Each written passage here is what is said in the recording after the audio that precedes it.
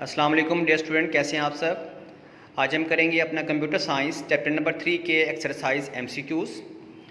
Exercise MCQs solve करेंगे आज के लेक्चर में। लेक्चर नंबर फर्स्ट के अंदर first MCQs, where is Microsoft Office button in located in Excel window. Microsoft Office button Excel window के अंदर कहाँ लोकेट करता है। अगर आप बेटा यहाँ पर देखें टॉप लेफ्ट राइट बॉटम, उसके बाद अगर हम इस पे एमएस एक्सेल ओपन करते हैं 2013 तो सबसे टॉप के ऊपर आप देखें यहाँ पे हमारे पास एमएस एक्सेल विंडो का ऑप्शन पाया जाता है जी। तो हमारे पास option number top left, top right, bottom left, bottom right. तो फर्स्ट ऑप्शन टॉप लेफ्ट हमारे पास ये मौजूद है, ये इसका right answer. MCQs number 2, how many tabs are there in Excel 2007 window by default. By default जो है एक्सेल विंडो के अंदर कितनी टैब्स मौजूद होती हैं, 5, 6, 7। तो बेटा 7 है, यहाँ पे हम चेक करते हैं कितनी कमांड्स मौजूद हैं हमारे पास एमएस एक्सेल विंडो के अंदर। यहाँ पे बेटा काउंट करते हैं, file, home, insert, play, layout, formula, data. तो बेटा ये 7 बेसिक कमांड्स हैं जो हमारे पास एमएस एक्सेल विंडो के अंदर मौजूद होती हैं। तो इसका राइट ऑप्शन बेटा है 7, ऑप्शन नंबर सी जी। MCQ number 3, in Excel which of the following is the insertion of or row and column. अगर हम एक रो और एक सेल को इंसर्ट करते हैं तो बेटा वो टेबल नहीं कहलाता, क्योंकि एक रो और एक सेल जब इंसर्ट करते हैं तो बेटा वो हमारे पास एक सेल बनता है। Option number C is right option.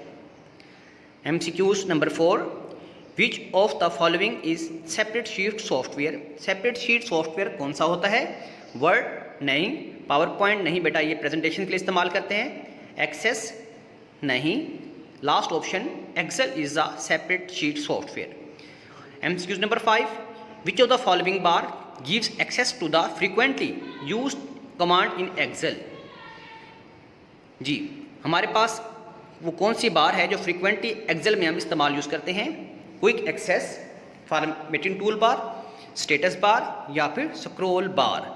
तो बेटा इसका अगर हम आंसर देखें,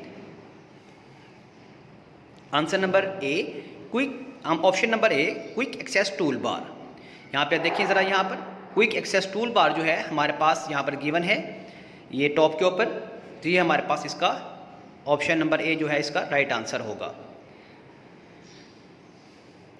जी। MCQs number 6, by default how many sheets tabs are available in Excel workbook. Excel workbook के अंदर कितनी शीट्स से जो हैं वो डिफ़ॉल्ट कंडीशन में मौजूद होती हैं हमारे पास। बेटा यहाँ पर 2007 में 1 है, 2013 में अगर आप देखें तो बाय डिफ़ॉल्ट 1, 2, 3 शीट्स जो हैं वो डिफ़ॉल्ट जो हमारे पास होती है वो अवेलेबल होती हैं। तो हमारे पास इसका आंसर होगा ऑप्शन नंबर बी 3 जी। बेटा MCQs number 7, dash are arrange vertically in Excel worksheet. Excel worksheet के अंदर जो हमारे पास वर्टिकली होती हैं वो क्या होती हैं, रोज नहीं बेटा, ये हॉरिजॉन्टल होती हैं। कॉलम्स ये हमारे पास वर्टिकली होती हैं। Cell, active cell. तो बेटा ऑप्शन नंबर बी जो कॉलम है वो हमारे पास इसका राइट ऑप्शन है एमसीक्यूज नंबर 7 का जी। एमसीक्यूज नंबर 8 करते हैं, what is a currently selected cell in a separate sheets called. Currently selected जो हम उसी वक्त सेलेक्ट करेंगे तो क्या होगा, first cell, main cell, active cell या एनी सेल। तो बेटा यहाँ पर अगर आप देखिए आपका सेल जो है वो मूव कर रहा है, जहाँ जहाँ हम अपने कर्सर को रोटेट करेंगे उसका एड्रेस भी ऊपर पर साथ दिया जा रहा होगा। जिस तरह देखिए ये है G5 मौजूद है इसका एड्रेस। तो बेटा जो एक्टिव होता है उस वक्त उसको हम फर्स्ट सेल नहीं बोलते, मेन सेल भी नहीं। वर्किंग के लिए जो एक्टिव होता है तो बेटा वो एक्टिव सेल होता है, ये इसका right option option number C. MCQs number 9, dash consist of the column letter and row number that intersect the cell location.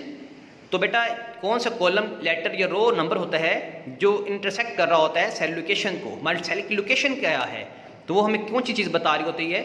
यहाँ पे अगर आप देखिए हमारा कर्सर मूव कर रहा है तो सेल एड्रेस भी साथ साथ मूव कर रहा है। इस तरह अभी आप देखें ये हमारे पास B8 पर मौजूद है, अब ये D8 पर मौजूद है, अब ये A5 पर मौजूद है। तो इसका सेल जो है वो भी चेंज हो रहा है और उसका एड्रेस भी चेंज हो रहा है। तो बेटा इसका ऑप्शन होगा option number A, cell address.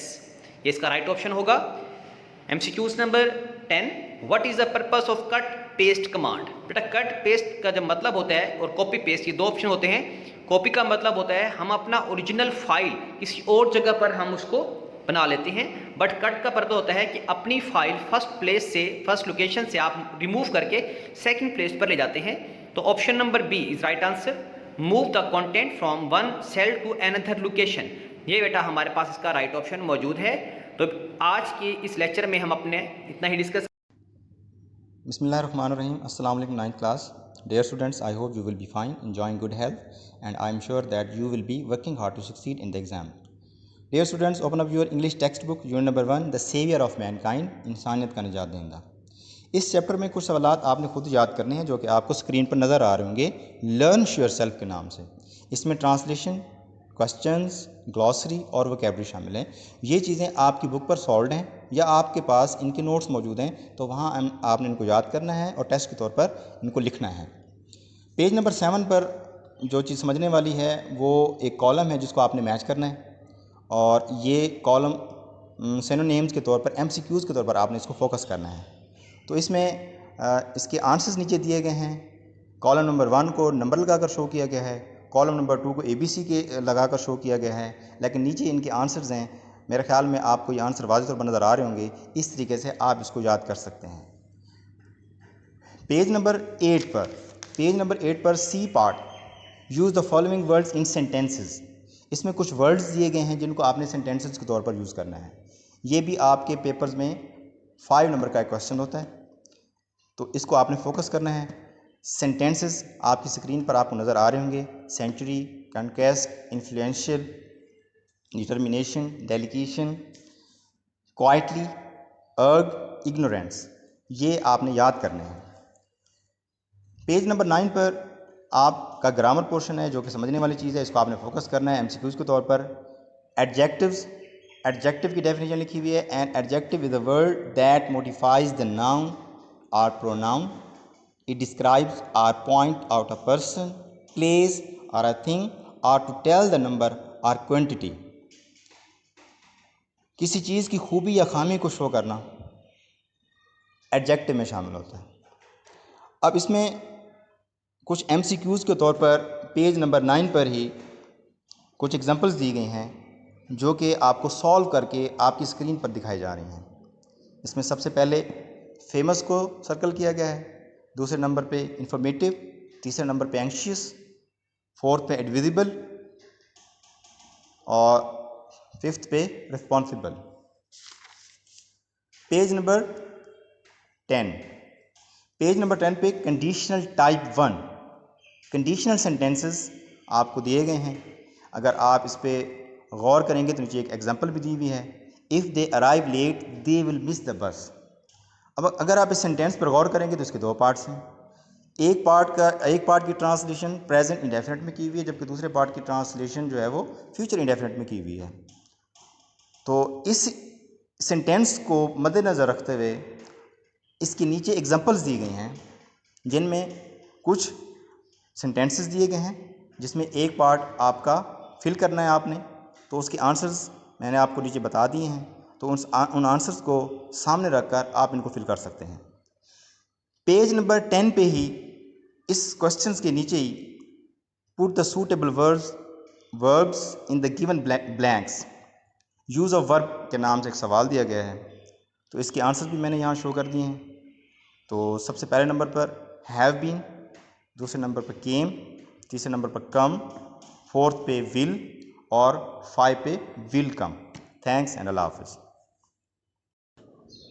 अस्सलामु अलैकुम वरहमतुल्लाहि वबरकातुहू। अज़ीज़ तलबा कराम, उम्मीद है कि आप सब खैर वाफ़ियत के साथ होंगे। मुताला पाकिस्तान बाब नंबर 2, तहरीक पाकिस्तान और पाकिस्तान का क़याम। आज हम इस लेक्चर में ये स्टार्ट कर रहे हैं, the Pakistan movement and emergence of Pakistan. बेटा इस चैप्टर के अंदर तहरीक पाकिस्तान के तारीख़ी वाक़यात को ज़िक्र किया गया है। 1857 और 1940 के दरमियान, 1940 और 1947 के दरमियान वाक़यात को मुख्तसर ज़िक्र किया गया है और मुख्तलिफ़ शख्सियात की ज़िंदगियों पर रोशनी डाली गई है। तो बेटा चलते हैं आज के लेक्चर के अंदर। हम इस चैप्टर के फर्स्ट 3 शॉर्ट पढ़ेंगे।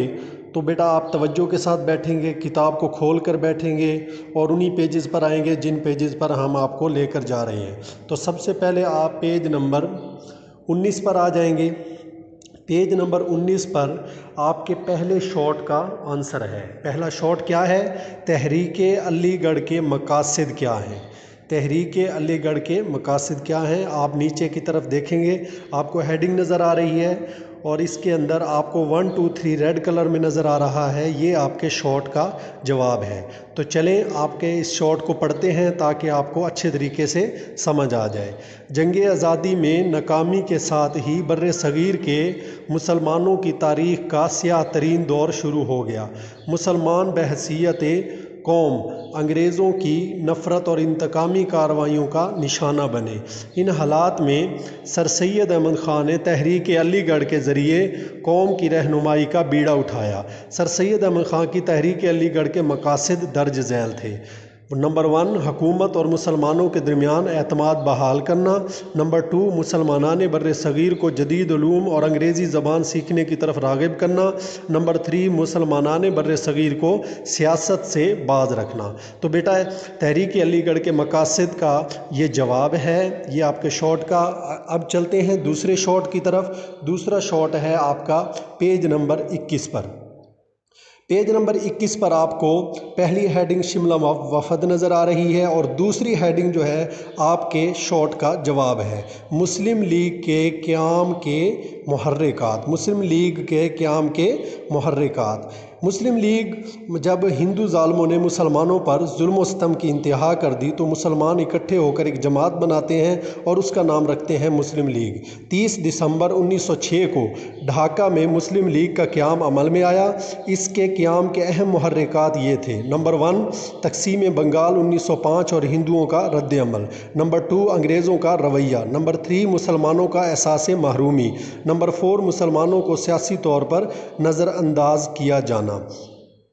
ये आपके मुस्लिम लीग के क़याम के मुहर्रिकात का जवाब है। तो चलें अब तीसरे शॉर्ट की तरफ चलते हैं। तीसरा शॉर्ट आपको मिलेगा 23 पर।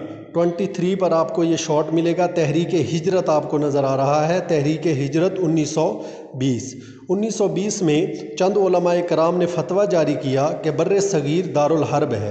दार का माना घर होता है और हर्ब का माना जंग होता है। तो उलमाए कराम ने हिंदुओं के जुल्म को देखते हुए बर्रे सगीर को जंग का घर करार दे दिया और कहा कि मुसलमानों का अंग्रेज़ों की अमलदारी में रहना बिल्कुल जायज़ नहीं है और उन्हें दारुस्सलाम में हिजरत कर जानी चाहिए। चुनांचे हज़ारों मुसलमान ख़ानदान अपनी जायदादें बेचकर अफ़गानिस्तान हिजरत करके चले गए।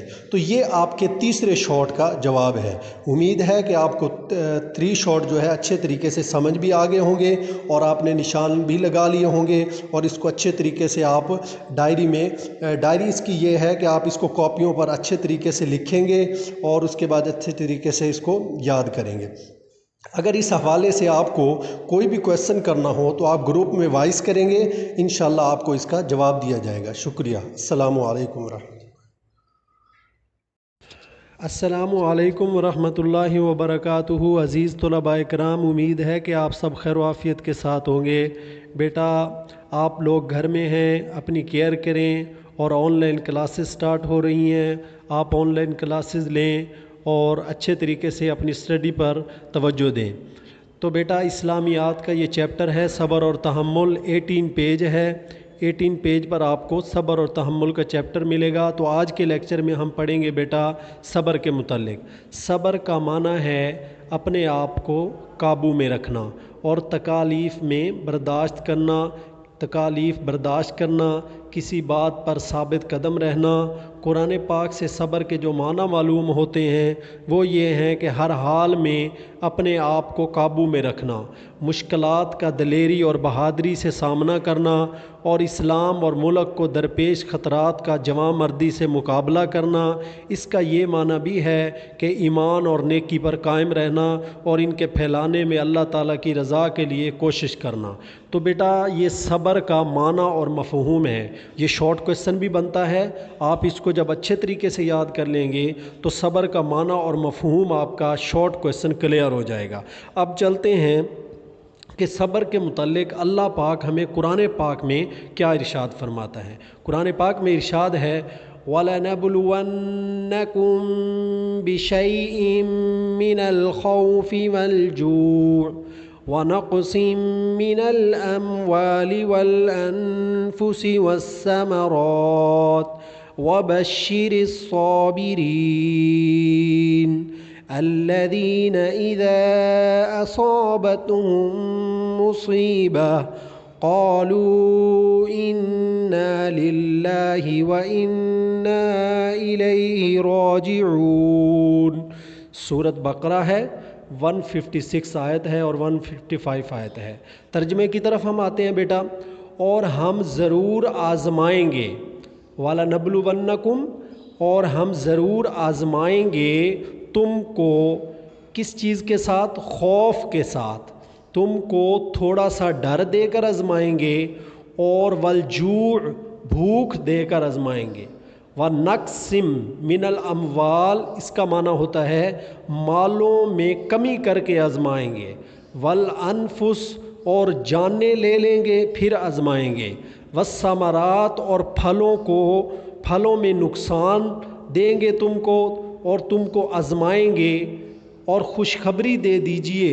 व बश्शिरिस साबिरीन का माना है और खुशखबरी दे दीजिए उन सब्र करने वालों को। अल्लज़ीना इज़ा असाबतहुम मुसीबा, जब उन्हें कोई भी मुसीबत पहुंचती है। इज़ा असाबतहुम का माना करना है कि जब उनको कोई भी मुसीबत पहुंचती है, क़ालू, तो वो कहते हैं इन्ना लिल्लाहि व इन्ना इलैहि राजिऊन। इस आयत से ये साबित हुआ कि तमाम आज़माइशों और मुश्किलात में अपने आप को अल्लाह के सपुर्द कर देना और उससे गिले शिकवे नहीं करने चाहिए, और उससे गिले शिकवे ना करना यही सब्र कहलाता है। तो इस आयत के मफ़हूम को आप अच्छे तरीके से याद करेंगे और इसके तर्जमे को अच्छे तरीके से याद करेंगे। तो बेटा उसके बाद कुरान पाक की सूरत नहल के अंदर आयत नंबर 42 में अल्लाह पाक इरशाद फरमाते हैं अल्लज़ीना सबरू व अला रब्बिहिम यतवक्कलून। सब्र करने वाले अल्लाह ही पर तवक्कुल करते हैं, मायूस ना हो। इसमें कोई शक नहीं है कि अल्लाह ताला सब कुछ देने वाला है, मगर इसके लिए मेहनत की ज़रूरत है। और मेहनत के बावजूद भी अगर इंसान किसी मामले में नाकाम होता है तो उसको अल्लाह की तरफ से एक आजमाइश समझना और खुशी से बर्दाश्त करना चाहिए। बंदा ना उम्मीद ना हो बल्कि अपनी मेहनत जारी रखे और उस वक्ती नाकामी को अपने मुस्तकबिल के लिए कामयाबी का जीना समझे। दूसरे नंबर पर इतराएं नहीं, इतराना नहीं चाहिए बेटा, किसी बात पर फ़ख्र नहीं करना चाहिए। तमाम चीज़ें, तमाम नेमतें अल्लाह की तरफ से दी गई हैं तो फिर इतराना बनता भी नहीं है। ये भी सब्र है कि इंसान खुशी और खुशहाली में अपने आप को काबू में रखे। बसा औकात लोग खुशी और खुशहाली में, दूसरे पेज पर, काबू से बाहर हो जाते हैं और अल्लाह की नेमतों का शुक्र अदा करें। अल्लाह की नेमतों की बेकदरी करते हैं लोग, फ़ख्र और गुरूर करते हैं, तो ये फ़ख्र और गुरूर नहीं करना चाहिए। इसलिए इस्लाम ने हर हालत में, ख़्वाह वो खुशी की हो या परेशानी और तकलीफ़ की हो, सब्र करने की तलकीन की है। गुस्से के वक़्त भी सब्र करना चाहिए बेटा। जब भी आपको गुस्सा आ रहा हो तो उस वक़्त आपको सब्र करना चाहिए और उसी वक़्त फ़ौरन आपको वज़ू कर लेना चाहिए ताकि आपका गुस्सा ठंडा हो जाए। तो बेटा उम्मीद है कि सब्र के मुतल्लिक आयात का तर्जुमा मैंने बताया और इसके अलावा सब्र का मफ़हूम बताया। उम्मीद है कि आपको अच्छे तरीके से ये चैप्टर का ये सब्र जो है ये समझ आ चुका होगा। तो इसके हवाले से अगर आपका कोई भी क्वेश्चन हो बेटा तो आप वॉइस कर दें, हम इसका जवाब आपको देंगे। शुक्रिया बेटा, अल्लाह हाफ़िज़।